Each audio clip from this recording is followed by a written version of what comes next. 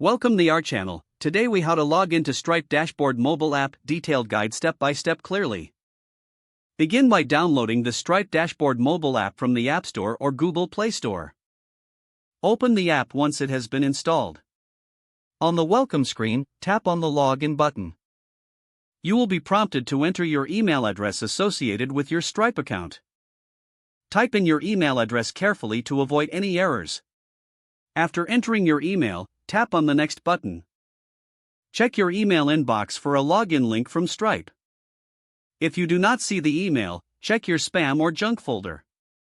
Once you find the email, tap on the login link. This will redirect you back to the Stripe Dashboard app. You may be asked to enter your password for additional security. Input your password if prompted and tap Login. If you have enabled two-factor authentication, enter the code sent to your device. Once logged in, you will be taken to the main dashboard. From here, you can navigate various sections using the menu options. Explore features such as transactions, reports, and account settings. To log out, find the profile icon on the top right corner of the screen.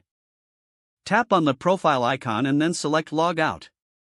You have now successfully logged in and can manage your Stripe account on the mobile app.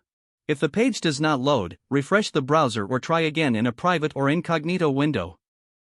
Make sure you are using the correct email address, then retype it carefully to avoid small typos.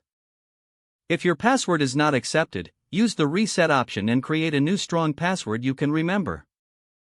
Check your spam folder for verification or security emails, then complete any requested confirmation steps. Enable two-factor authentication if available to improve account security and reduce unauthorized access risk. After signing in, review your profile details so your contact information and settings are accurate and current.